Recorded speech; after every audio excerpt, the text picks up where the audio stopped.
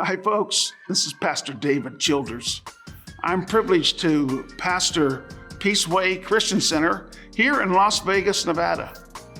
My wife and I started this church, can you believe it, in 1985. That's last century. And we have been pastoring here for over 35 years. God has called us to this ministry. Today we need your help in prayers and also in finances. You see, we are called to be a spiritual lighthouse to the lost of Las Vegas. And we are reaching those that desperately need Jesus in one of the most difficult cities in America. So we need your financial support to help us continue producing these online sermons and continue with the many ministries of this church. If you could send us your support through Venmo, our username in Venmo is Peaceway Christian Center. If you'd like to send us a check, please do so by making the check out to Peaceway Christian Center and send it to 7570 Peaceway, Las Vegas, Nevada, 89147. Help us to continue to minister in the spiritually neediest city in America. Well, God bless you. We hope to hear from you soon. Now let's enjoy this week's sermon as we hear the word of the Lord. Hi, folks. This is Pastor David Childers coming to you from Las Vegas, Nevada. It's my privilege to pastor Peaceway Christian Center since 1985. So we're coming up close to 36 years I've been ministering in this church, and it has been wonderful. And today's sermon is entitled, Treasures in Heaven. Treasures in Heaven. Well, in the Sermon on the Mount series, we will be looking at the portion of Scripture referred to as treasures in heaven, found in Matthew 6:19 through 24. And it reads this way, Do not store up for yourself treasures on earth, where moths and vermin destroy, and where thieves break in and steal. But store up for yourselves treasures in heaven, where moths and vermin do not destroy, and where thieves do not break in and steal. What a powerful word from the Lord. And then it goes on, For where your treasure is, there will your heart be also. For where your treasure is, there will your heart be also. The eye is the lamp of the body. If your eyes are healthy, your whole body will be full of light. But if your eyes are unhealthy, your whole body will be full of darkness. If then the light within you is darkness, how great is that darkness? No one can serve two masters. Either you will hate the one and love the other, or you'll be devoted to the one and despise the other. You cannot serve both God and money. Well, today I'd like us to work through these verses. Let's start with verses 19 through 20. Do not store up for yourselves treasures on earth, where moths and vermin destroy, or where thieves break in and steal. But store up for yourselves treasures in heaven, where moth and vermin do not destroy, and where thieves do not break in and steal. Our first point is this: storing up treasures is a command from Jesus. And store up in the original Greek is an imperative verb. It's an action verb. It's not an option. It is a command. So we see that store up in the original Greek is this imperative action, not an option. It is a command. Much like what we have seen with prayer and giving to the poor. Jesus isn't asking, he's commanding and expecting. So storing up treasure is going to happen one way or another. And it seems that it will be either here on earth or in heaven. Every penny we acquire, whether it is from work, friends, family, the government, the casino, whatever, we become stewards of that money. By the way, I'm encouraging you not to gamble. We become stewards of that money, and it is our responsibility to spend or save it or give it away. All of these choices are investments of some sort. And treasure is being stored up somewhere. So our second point is this: treasure stored in heaven is wealth forever. Treasure stored here can only be temporary treasure. So if you know anybody that's got money, or if you've got money, that's just temporary unless you're investing it in the kingdom. So I don't know how much money your family income is per year, and I really don't want to know. But for the purposes of this illustration, will you get a number in your head of what your income is for 12 months from all sources, from all our revenue streams that you have in your life? Okay, so now that you can pretend that you get all this money today and that you're going to spend it this month and have nothing left for the next 11 months. Oh, that's a crazy thing to do. Me and you are going to have a great time. But I have a question. Is it wisdom to conduct your life that way? Yet that is the way that people without Jesus are conducting their eternity. And some that are with Jesus are also conducting their life this way. This life, the whole many years we have, is really the 1 month compared to eternity. Are we just concerned about temporal wealth or eternal wealth? As believers, we know that paying our bills and taking care of our families is more than just something that we have to do. It is something the Bible teaches us is our spiritual responsibility. Also, giving to the needy is not just something a good citizen does, it is something Jesus expects from us. Tithing to your church is clearly laid out for us in Scripture. Funding missions is another example. Now, these are all examples of dealing with what we can consider to be literal treasure or money or wealth or riches that is going to heaven. Well, the third point is this: when we spend our time and money, where we spend our time and money identifies where our heart is and who is our God. But how many of you have heard that time is money? Normally, this expression is used or in reference to someone who's ambitious and wants to store up fat stacks of cash here on earth. However, time actually is one of our most precious commodities that needs to be invested wisely in order for our treasure to be stored in heaven instead of here on earth. Let me share with you just a few simple examples. If we invest our time in relationship with God, striving to live the way He wants us to, being who He wants us to be, remember Matthew 5 and the Beatitudes, we will grow spiritually and our investment of time will be eternal.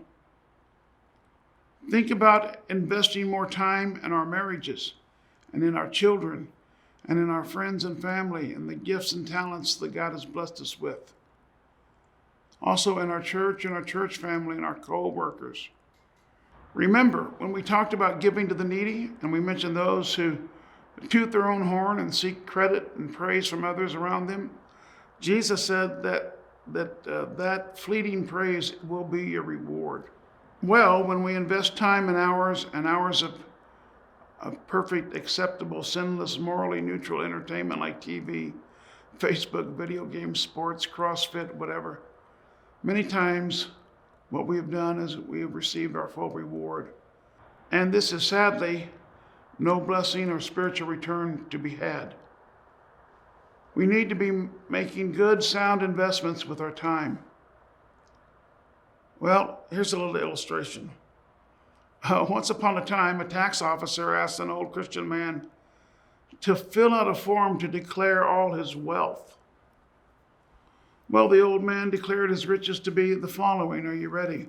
A mansion in heaven, everlasting life, peace that passes all understanding, joy unspeakable, divine love that never fails, a crown of life, a faithful wife, healthy, happy, and obedient children, loyal friends, many lives changed forever.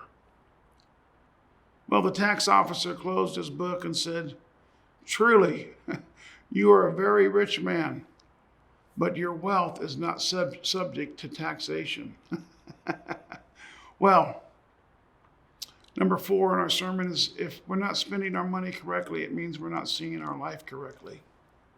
In verses 6:22 through 23, the eye is the lamp of the body. If your eyes are healthy, your whole body will be full of light. But if your eyes are unhealthy, your whole body will be full of darkness. If then the light within you is darkness, how great is that darkness? If your eyes are healthy. The word healthy here is haplous in the Greek, and it means undivided or whole. This verse implies that our life can't be divided. We can't be divided or undecided about our investments. We must be intentional and deliberate, weighing our options and making good decisions bathed in prayer. Well, did you hear about the business owner who became interested in Christianity? But he maintained a distance and just observed for a while. He employed many Christians in his company, and he wanted to watch them like a hawk. He said, I was naturally drawn to God by observing Christian workers who were conscientious and kind. But I'll tell you what really impressed me. One day, a guy I knew to be a fresh convert asked me if he could see me after work. I agreed to meet him later on in the day, and I started to worry about this young religious zealot that he might be coming to try to convert me.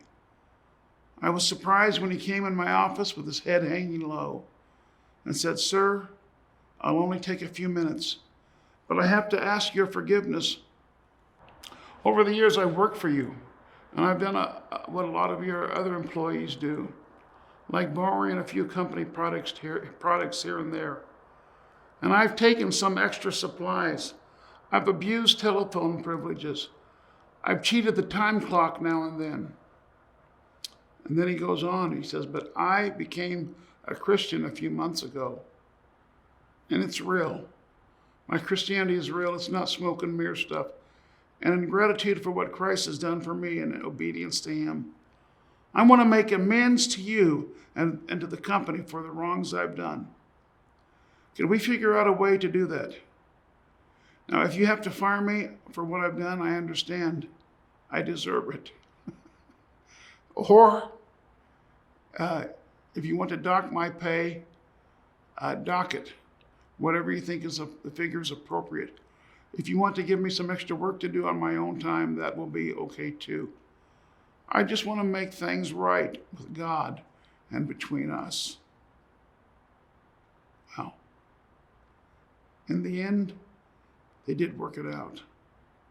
Well, that business owner said that one conversation made a deeper spiritual impact on him than anything else ever had. That employee did not influence his boss because he had some clever presentation of the gospel. He did it because he was living out his faith that was both authentic and available.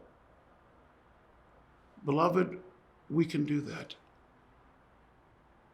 But to do it, we have to be willing to be the good news before we tell the good news. Our Christian lives are always shouting louder than the words we speak. So fifthly, let us stop living with a divided heart concerning money. Let us serve God and make our money serve him. Let's turn from serving money, which prevents us from serving God. Well, no one can serve two masters. Either you will hate the one or love the other, or you'll be devoted to the one and despise the other. You cannot serve both God and money. The verse leaves little interpretation needed, but there is one little thing at the very end that I would point out in this verse. The word money, translated in the Greek word, and this is according to Jack Hayford, is the name of the demon for greed. So Jack Hayford says that the name of the demon of greed is mammon. And it is inherent in this Greek word as an aspect of trust. That's very interesting because it's very tempting to put our trust in money and many people do. The problem is what happens when the 07, 08 downturn hits and the bottom drops out. Well, money isn't very reliable. Neither is your investment. Neither is your job. Well, we need to put our trust in God. In fact, there's a warning on your money to put your trust in God, not in money. It's printed on the paper money and coin money. So we save the best for last. For where your treasure is, there will your heart be also. This is probably the most familiar verse of this section of Scripture because it is pretty simple and self-explanatory. Basically, wherever your biggest investments of your money, time, talent are, that's what you love the most. At the end of your life, if you have the opportunity to reflect, take stock, and evaluate where you invest yourself, will you be satisfied? I will close with this. Many of you remember the moving scene of the Steven Spielberg's movie, Schindler's List, where Oskar Schindler, the Polish businessman, he used a portion of his fortune to put the names of Jews on his work list that would keep them from going to concentration camps. As he prepares to flee the country at the end of the war, he looks into the faces of those who escaped certain death because of his actions. And he has a moment of clarity. He sees things as he's never seen them before. And he says to a friend, if only there could have been more. If only I could have done more. His friend says, there are 1,100 people here. There are generations here because of what you have done. But Schindler says, it could have been more. That car, I could have sold it, and it would have been 10 more people, 10 more lives saved that would have been put on the list. He ripped the swastika pen from his lapel, and he says, this pen, it's gold. That's 2 people, or at least 1 person that could have been saved. He realized the difference between what we value on earth and what is valuable in eternity. Oskar Schindler ended up really dying penniless because he invested in saving the lives of Jews from the concentration camp. He did receive, at several points in his life after World War II, he did receive money from what were called Schindler's Jews. The ones that he protected ended up helping him at various times in his life. Well, friends, there's something worse than World War II and the concentration camps. It's called hell. Let's do our part to share the gospel of Jesus Christ so that people will be saved and so that there will be a list established from our life of those that have turned to Jesus. That will make heaven more wonderful. Well, God bless you. Have a great week in the Lord, and let's do something great for God. This is Pastor David Childers from Las Vegas, Nevada, Peaceway Christian Center, and we'll see you next week. God bless you.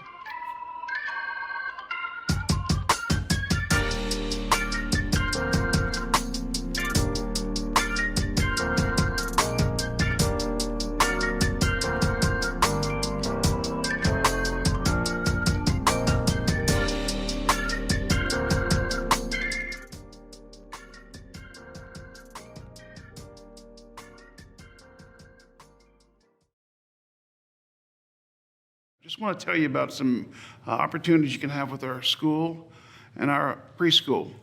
Building Blocks Preschool is an amazing preschool open to children ages 12 months to 12 years. Character building and biblical values are very important to our Christian curriculum. Our staff is fully trained and committed to serving our families with excellence in all areas. And we will be accepting this year stay-at-home students ages 5 through 12 this coming school year.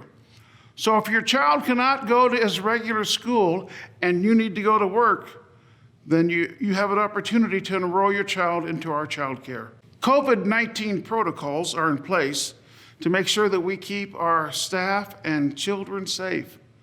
Contact our director, Shirley, at 725-219-8866, or call the preschool number 702-873-7340. We enroll children receiving Urban League assistance, and we are reopening Monday, June 29th, 6 a.m. 6 a.m. to 6 p.m. And we are looking forward to speaking to you about enrolling your child. Spring Valley Christian Academy is a fully accredited Christian school in Las Vegas, Nevada.